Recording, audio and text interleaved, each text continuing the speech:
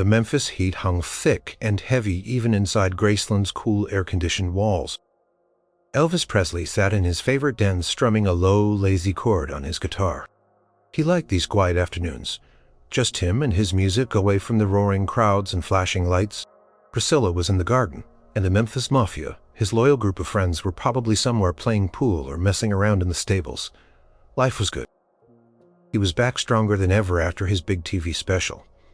And the music felt right again. Suddenly, the phone rang. A sharp, insistent sound that cut through the peace. It wasn't the regular Graceland line. This was the special, direct line that only Colonel Tom Parker, his manager, used. Elvis sighed. The Colonel always meant business, and sometimes business was a headache. He picked it up. "Yeah, Colonel?" "Elvis, my boy. Hope I'm not interrupting your beauty sleep." Colonel Parker's voice boomed, even over the phone, sounding like a carnival barker with a head cold. "Got something mighty big cooking over here. Biggest thing since sliced bread. Maybe even bigger than you, my boy." Elvis chuckled. "Bigger than me, Colonel? Now that's a tall tale. What is it?" "It's about the election, Elvis, the big one. Presidential election coming up, you know." The Colonel paused for dramatic effect. "And let me tell you, son, some very important folks in Washington, D.C. are mighty interested in your thoughts." Elvis frowned, the low hum of his guitar now silent.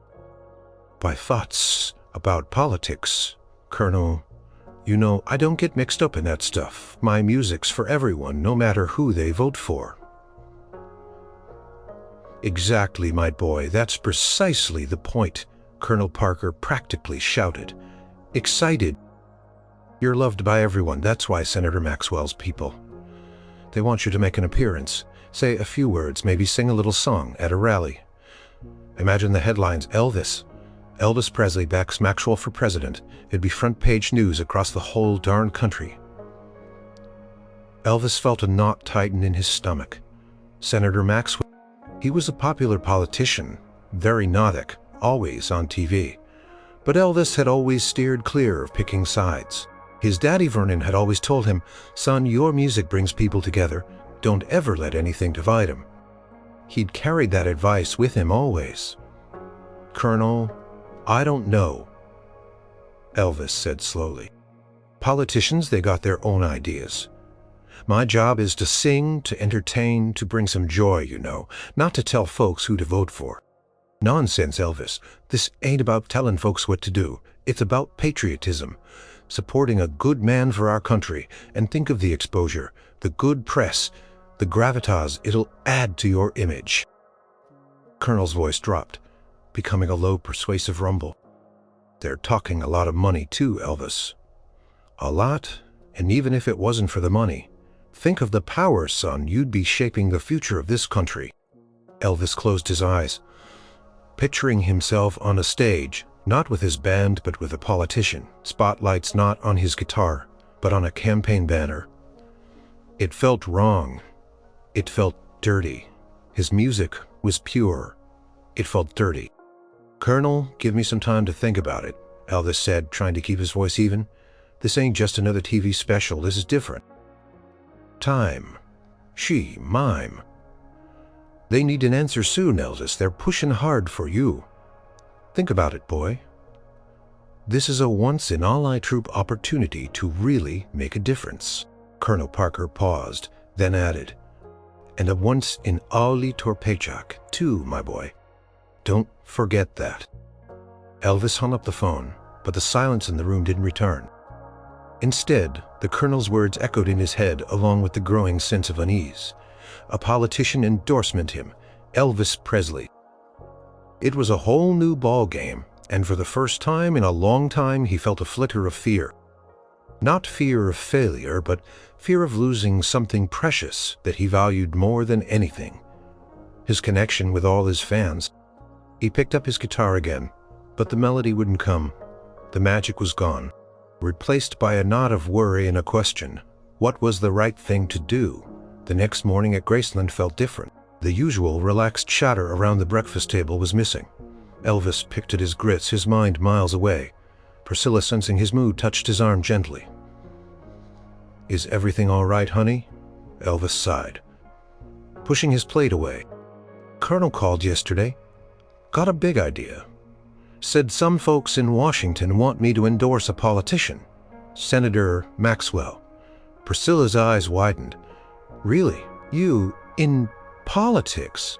"I know what I always said," Elvis interrupted, running a hand through his hair. "And I still feel it. My music isn't for politics, it's for everybody. But the Colonel, he's really pushing this, says it's a huge opportunity for my career. For the country." Just then, the front door burst open and Colonel Parker strode in, looking like a human hurricane in a loud plaid suit. He wasn't even out of breath. "Elvis, my boy, good, you're up. Got the details from Senator Maxwell's campaign manager this morning? They are enthusiastic, Elvis, beyond enthusiastic." He pulled up a chair and leaned forward, his eyes gleaming. "Listen to this. A national prime time TV special built around your endorsement. Not just a quick appearance. Oh, Lakinistries, and they're talking about a special performance at the White House if Maxwell wins. A private SWAT's president. Moik House. Elvis swall made hard. A White House. That was every performer's dream. A sign you'd truly made it, but to get it that way, it felt like a trade-off." Colonel Elvis began. "I just don't feel right about it. My fans, they come from all walks of life, Democrats, Republicans, everything in between. If I pick a side, what about the folks who don't agree? Will they still feel my music is for them? Nonsense. They'll understand. This is about principle, Elvis. About supporting a strong leader. And frankly, my boy, it's about good business. Your career is soaring, yes, but this would launch you into the stratosphere. You'd be more than just a singer. You'd be an icon. And speaking of business, here are some preliminary figures. They're talking about an advance that'll make your eyes water. Enough to buy another Graceland, maybe two. Think of all the good you could do with that kind of money." Elvis picked up the envelope. The numbers inside were indeed staggering. His jaw tightened. He loved his family, he loved providing for them, but this felt like a different kind of pressure, a pressure that went against his very nature. They even mentioned a possible advisory role. "Elvis," the Colonel continued, his voice softer, more cunning now. "Elvis Presley, advising the President on youth, matters on culture. You could really make a difference, son, directly shaping policy." Priscilla squeezed his hand under the table, a silent message of support. She knew him better than anyone. She knew his heart. Elvis leaned back, rubbing his temples. "Colonel, I appreciate everything you do for me. You know that you've always looked out for my best interests. But this feels different. It feels like it could mess with something important. What could be more important than the future of the country? Elvis," the Colonel pressed, his voice rising again. "This is your chance to be a part of history. Not just sing about it, and if you don't do it, they'll find someone else. Someone who will seize the moment. Someone who will get that White House concert." The implication hung heavy in the air. If he refused, he wouldn't just be saying no, he'd be potentially closing doors, disappointing powerful people, and maybe even hurting his own standing. Colonel was a master at turning every situation into a win, and he saw no reason why this couldn't be the biggest win yet. But Elvis felt a cold dread settle in his chest. Pressure was mounting, and he knew he had a monumental decision to make. The weight of the decision felt heavier than any gold record, heavier than any sequined stage outfit. Elvis retreated to his music room, the sanctuary where he usually found solace. Today, even the familiar scent of old wood and guitar strings couldn't soothe him. Picked up his Gibson J200, but his fingers felt clumsy, the chords sounding flat and uninspired. He thought about the Colonel's words, gravitas, icon, shaping the future. It all sounded so grand, so important. And the money, it was a king's ransom enough to ensure his family and friends were comfortable for generations. He genuinely loved his country and he wanted the best for it. What if Senator Maxwell truly was the best choice? Shouldn't he, with his huge platform, use it for good? Then another voice, quieter but more insistent, whispered in his ear. It was the voice of his fans.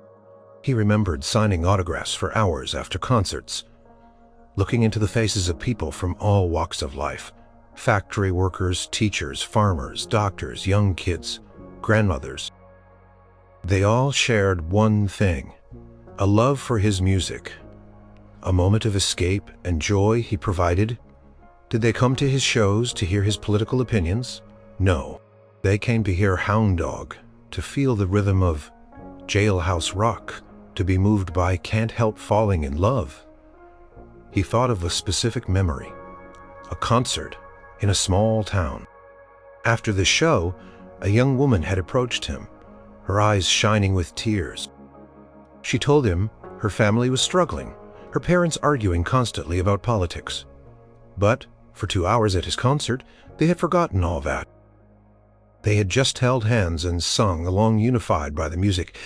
"You bring people together, Mr. Presley," she had said, "when everything else is pulling us apart." That memory hit him hard. That was his purpose, to bring people together, to unite them, even if just for a few hours, through the universal language of music. If he endorsed a politician, he would be doing the exact opposite. He would be taking a side, and by doing so, he would inherently alienate those who didn't agree. He would be using the very thing that united them, his voice, his stage, to divide them.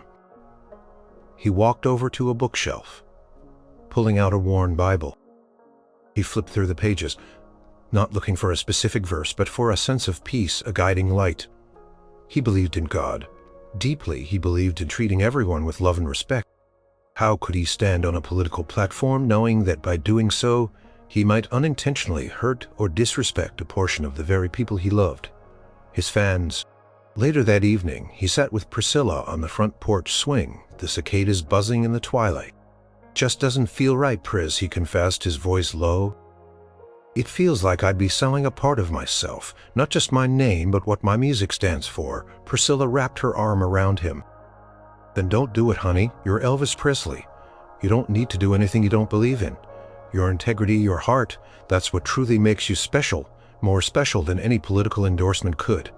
Her words were a balm, but the pressure was still there. Colonel wasn't just his manager, he was like a second father, gruff but fiercely protective of Elvis's career. Disappointing him was hard, and disappointing a powerful politician like Senator Maxwell, that was a whole other level of trouble. The image of that young woman at the concert kept coming back to him, the joy on her face, the simple gratitude for a moment of unity. That was his true purpose, that was his crown.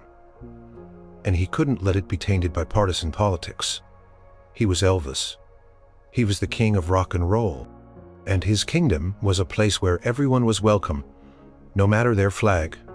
He knew deep down what he had to do. The hard part would be making everyone else understand. The pressure didn't ease. In fact, it escalated dramatically. Colonel Parker called daily, his voice growing more agitated with each conversation. "Elvis, they're losing patience. Sent to talk to you. This is big, son. Nobody says no to a personal appeal from a future president." Elvis felt a chill despite the Memphis heat. A direct appeal, this was serious.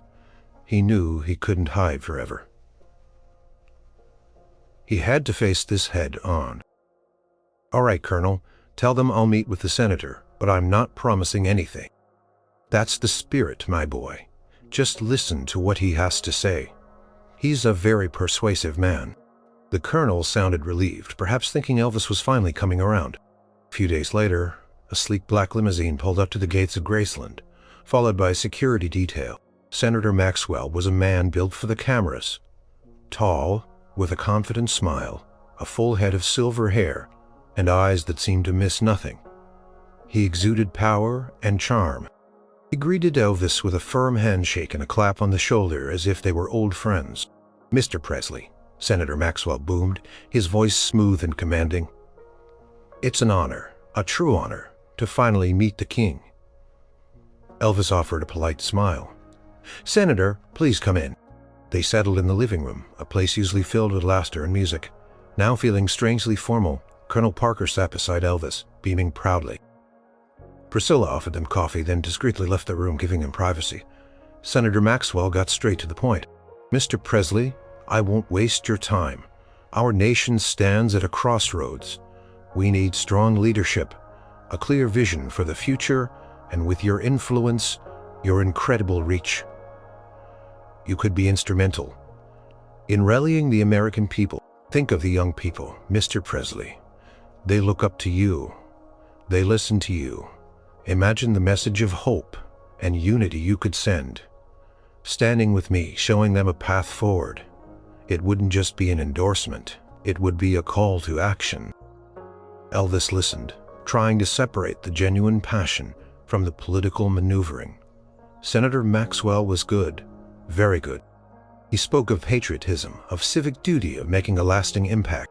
He even complimented Elvis's music, saying it transcended boundaries and brought people together, ironically, the very point Elvis was struggling with. "My campaign is about bringing people together, Mr. Presley," the senator continued, pressing his advantage. "Healing the divides, your support would be a powerful symbol of that unity.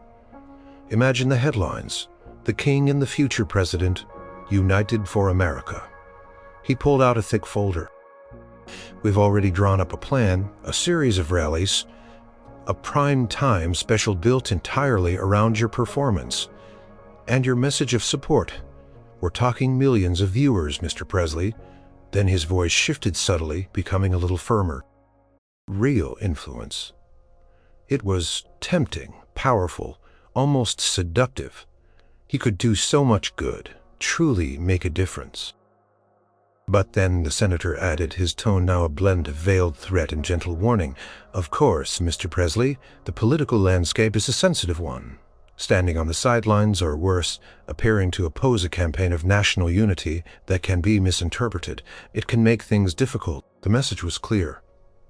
"Endorse me, and you're a national hero with White House access. Don't, and you risk becoming a target, or at least a less favored son." The subtle pressure was more chilling than any shouting. Elvis met the senator's gaze, a quiet resolve building inside him. He knew what he had to do. He would not be swayed by promises of power or subtle threats. He would stand for what he believed in, for his music, for his fans, for his own integrity. The time for decision was over. Now it was time to plan the refusal. After Senator Maxwell left Graceland, the air felt strangely lighter, despite the lingering tension. Colonel Parker was ecstatic. "Elvis, my boy, you heard him. White House, advisory role. This is your moment." He clapped Elvis on the back of what a charmer that senator told you he'd convince you. Elvis just nodded, not confirming or denying anything. He knew what he had to do now. The senator's visit, and especially that thinly veiled warning, had solidified his resolve. He wasn't going to compromise the very essence of who he was and what his music meant. He spent the rest of the day in deep thought. Not in the music room, but walking the grounds of Graceland, the familiar paths under his feet, the quiet hum of the country sounds around him. He thought about his beginnings, the shy boy from Tupelo, Mississippi, who just loved to sing. He remembered playing on street corners, singing gospel in church, then finding his voice in a way that truly connected with people. His music had always been about emotion, about sharing feeling. It didn't care if you were rich or poor, black or white, from the city or the countryside. It didn't care about your poleme. No matter who you voted for, the joy of dancing was universal. And the hope. Ina Porcel. Now crystal clear of Dilye. His platform, his voice was a gift, to be shared equally with all. To choose a side in politics would be to betray that gift. It would be to tell a portion of his fans that his music was not for them, that he was not for them, and that thought felt like a punch to the gut. He remembered a line from a gospel song his mother used to sing, "Let your light shine for all to see."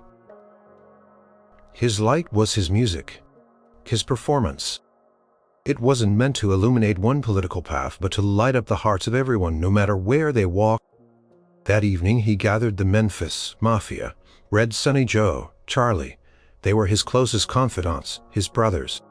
He looked at their familiar faces, their loyalty shining in their eyes. "Boys," he began, his voice calm but firm, "the Colonel's gotta be in his bonnet about this Senator Maxwell thing. Wants me to endorse him, do a big TV special, the whole 9 yards. Red frowned. "But Elvis, you always said—" "I know what I always said," Elvis interrupted softly. "And I meant it, Senator Maxwell. He came here today. Powerful man, said a lot of things about patriotism, about doing good for the country. And he offered a lot of money, a lot of power. Even tried to put a little pressure on me, subtle like. I'm telling them their feelings don't matter as much as someone else's. And that just ain't right." Joe nodded slowly. "Makes sense, Elvis. You always said you sing for the people." "Exactly," Elvis said, a newfound peace settling over him. "I sing for the people, all of them.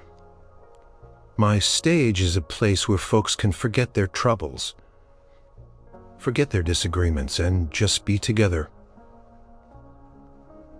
"I can't let Paul the Colonel know?" Charlie asked, a slight hint of worry in his voice. They knew how explosive the Colonel could be. They knew how menachy. "I am, but it's not just gonna be a no. It's gotta be clear. It's gotta be a message that sticks. A message about what I truly believe in. About unity." A new spark in his eyes. The guitar suddenly felt right in his hands again. The purpose was clear. He wouldn't endorse. He would refuse. And he would do it in a way that was true to Elvis, true to his music, and true to the heart of the American people. The decision was made, but the how was still forming. Elvis knew he couldn't just issue a press release. That wouldn't be epic. It wouldn't capture the essence of his conviction, and it certainly wouldn't be heartwarming. He needed to speak directly to the people, his people, in a way that only Elvis could. He brainstormed with Priscilla and the Mafia. "The Colonel's gonna hit the roof." Red warned. "He's already promised him everything. This is bigger than the Colonel's promises." They tossed around ideas. A simple announcement on a TV show, too small a statement during a concert possible, but it needed a specific dedicated moment. Then an idea clicked. "Remember that big TV special we did last year?" Elvis mused aloud, referring to his critically acclaimed '68 comeback special. "The one where I just sat on a stool and sang to the people." Priscilla's eyes lit up. "The Elvis special. It was so powerful, so intimate. You were just yourself." "Exactly." Elvis snapped his fingers. "That's it. It has to be something like that. Something personal, direct, and from the heart. Not a political rally, not a speech, but a message from me, Elvis, to everyone." The idea was to turn the politician's planned endorsement special into something entirely different. Colonel Parker had already negotiated a primetime slot with a major network under the guise of an American Legends Choice special featuring Elvis, and by implication, Senator Maxwell. Elvis would use that very platform. "We tell the network we're going ahead with the special," Elvis explained, a mischievous glint in his eye. "We tell Senator Maxwell's people we're on board. We let them think it's all going according to their plan." The Mafia looked at each other, then back at Elvis, a grin spreading across Sonny's face. "You mean you're gonna pull a fast one? A honest one? We're gonna let the show build up the expectation, the suspense. Let everyone tune in expecting one thing, and then I'm gonna give them something real, something they need to hear." He started pacing, his energy building. It won't be a speech about who to vote for. It'll be about what holds us together, about how we're all Americans, about how music, true music, doesn't pick sides.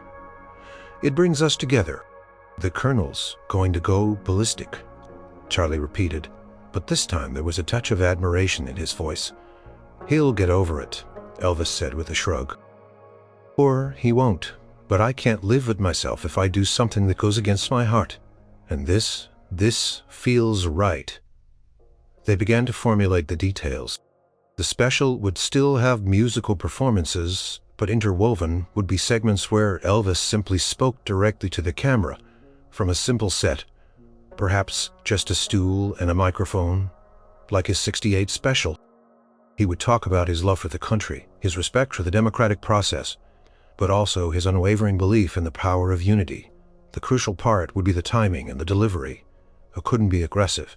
It had to be heartfelt, almost spiritual. It needed to resonate with people's shared values, not their political differences. He would speak from a place of love and respect, not defiance. This plan was risky, meant defying not only his manager, but potentially alienating powerful political figures and evil figures. But Elvis felt a deep sense of peace about it. This was him. This was authentic. This was his truth. He knew the impact would be huge. He just prayed it would be the right kind of impact. The kind that warmed hearts rather than inflamed arguments.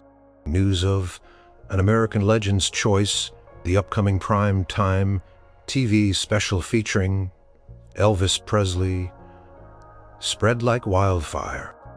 The Senator Maxwell campaign was ecstatic, issuing press releases praising Elvis's patriotism and hinting strongly at the monumental endorsement to come.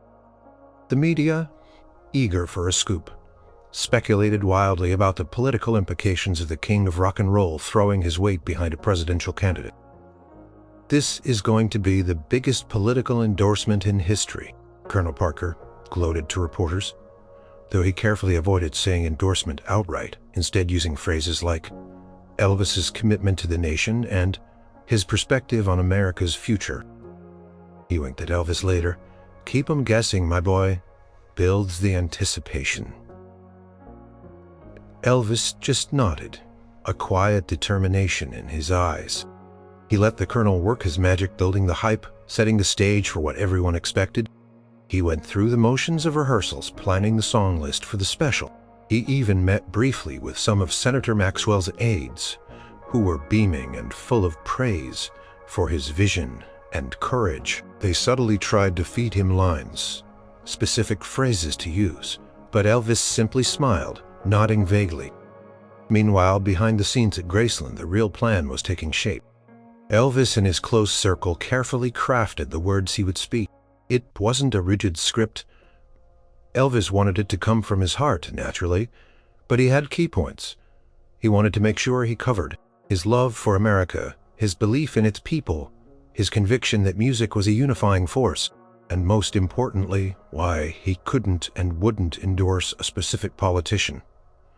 The days leading up to the special were a whirlwind. Calls from friends, family, even other celebrities, all asking about the endorsement. Some were excited, urging him on. Others were worried, asking if he was sure he wanted to wade into politics. Elvis remained calm, his resolve unwavering. He just smiled and said, "Tune in and see." On the evening of the special, the tension was palpable. The TV studio buzzed with energy. Senator Maxwell's campaign manager and several top aides were present, mingling in the audience, their faces bright with anticipation. They had provided props, campaign banners subtly placed backshed, a special podium with the senator's logo hidden, ready to be rolled out for the grand reveal. The network executives were nervous, but thrilled. This was going to be huge. For ratings, this was history in the making. Colonel Parker was practically vibrating with excitement. He'd gone over every detail, ensuring the lighting was perfect. The cameras were in the right places, ready to capture the moment Elvis would, They all believed to give his blessing to Senator Maxwell. He even had a celebratory cigar ready for after the show. Elvis, backstage in his dressing room, felt a mix of nerves and exhilaration. This wasn't about fame or money tonight. It was about something far more important. It was about standing firm for his beliefs. He slipped on a simple dark suit. No flashy jumpsuits tonight. This was a serious moment. He took a deep breath, and then another. Priscilla squeezed his hand. "You got this, honey. Just speak your heart." As the studio audience settled and the opening credits began to roll, a sense of immense anticipation filled the air. Millions across the country were tuning in. Popcorn-ready families gathered around their television sets. They were all waiting to see the King, Elvis Presley, make his choice. Little did they know the choice he was about to make was far grander and far more courageous than anyone could have imagined. The lights dimmed in the studio. A hush fell over the audience. The announcer's voice, deep and resonant, boomed through the speakers. "Tonight, we bring you a truly special event.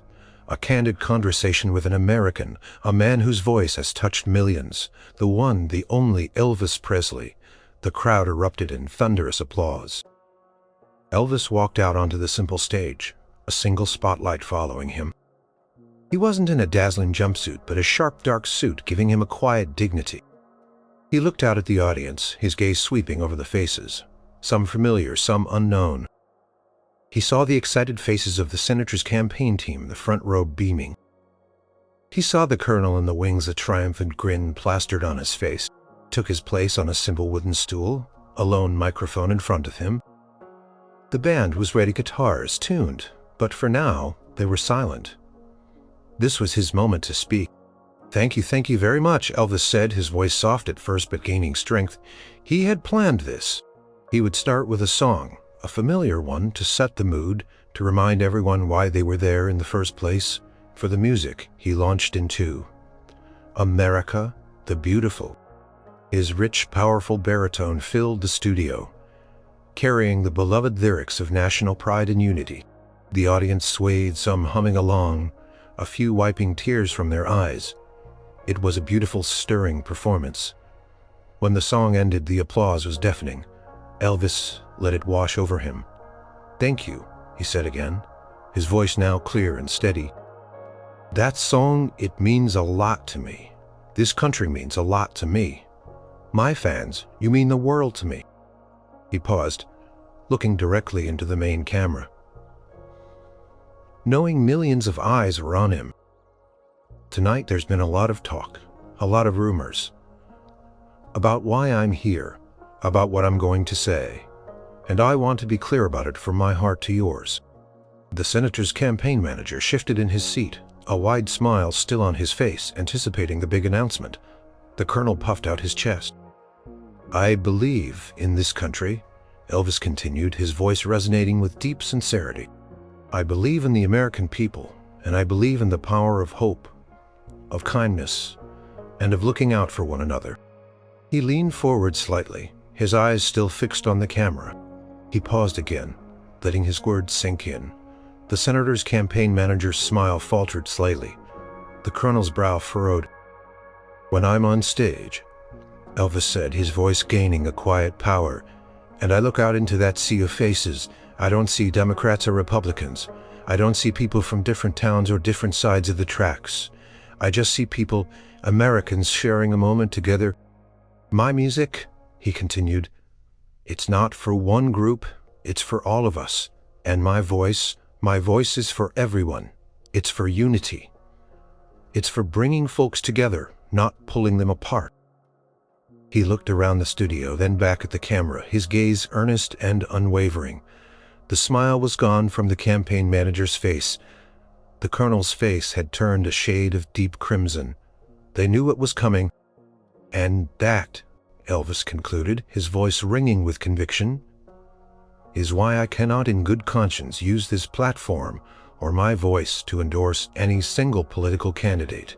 A collective gasp with disbelief and dawning understanding. The gasp in the studio was quickly followed by a stunned silence, then a confused murmur. The senator's campaign manager's jaw dropped. Colonel Parker in the wings looked like he'd been hit by a truck. his face contorted in a silent scream. Elvis, however, remained calm, his eyes still fixed on the camera, his posture firm. He hadn't finished. "Now, let me be clear," he said, his voice cutting through the rising whispers.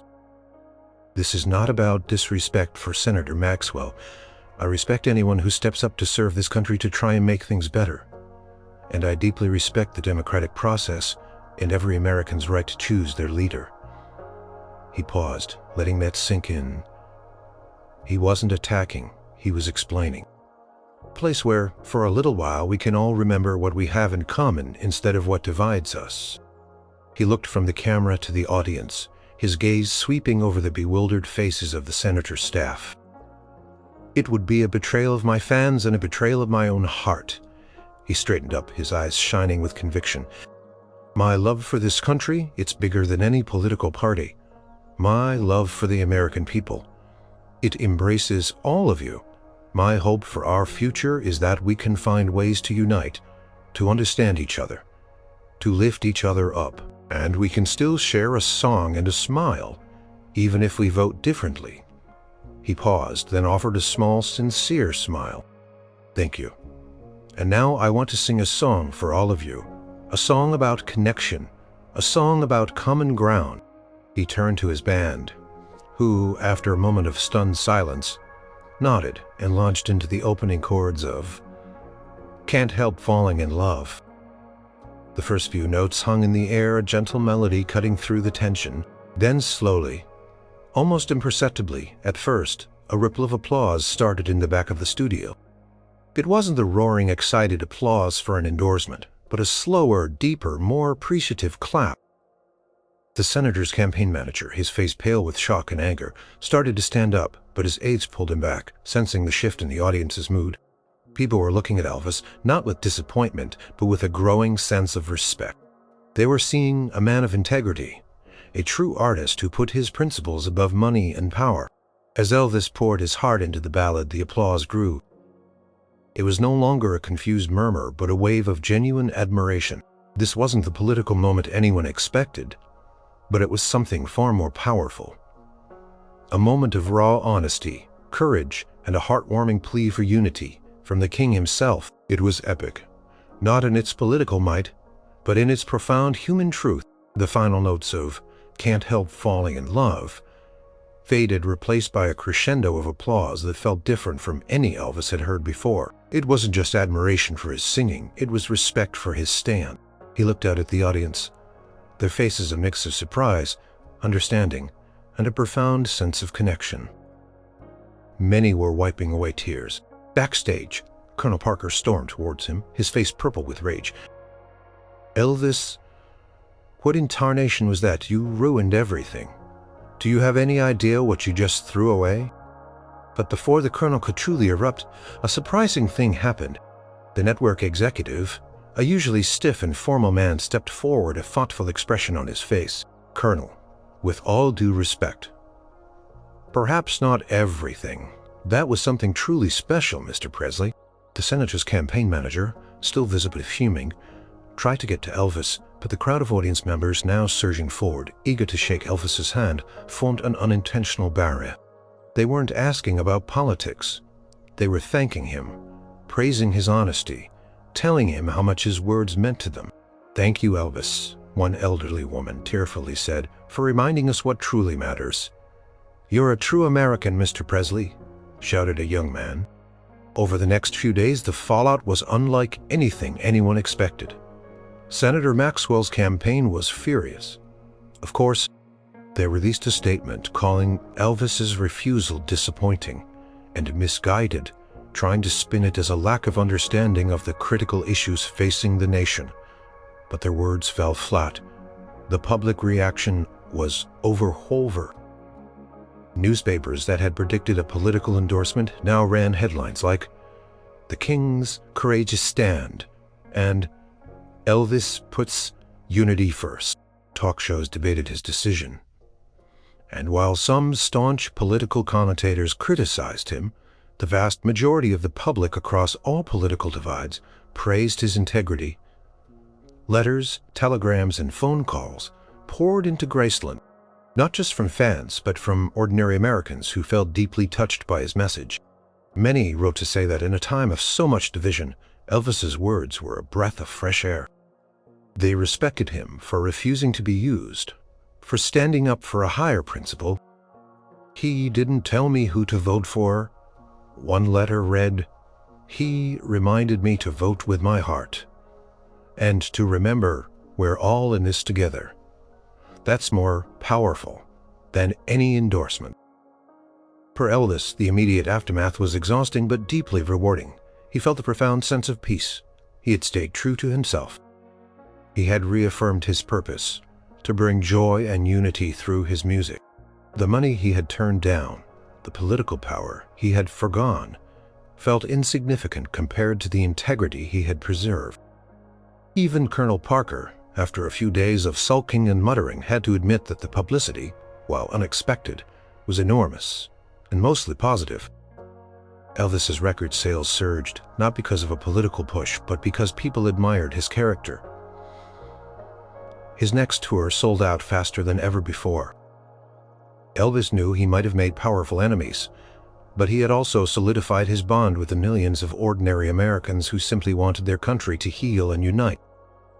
He was still the king, not of a political faction, but of the universal language of music, a language that spoke to hearts, not just minds. As he sat on his porch swing at Graceland a week later, the Memphis sun warm on his face, he strummed his guitar. A simple melody drifted from his fingers, a tune of hope and harmony. He had chosen not to endorse a man, but to endorse a principle. That music and love could truly bring people together, one song, one heart, one shared moment at a time. And in that moment he felt richer and more fulfilled than any political office or amount of money could ever make him.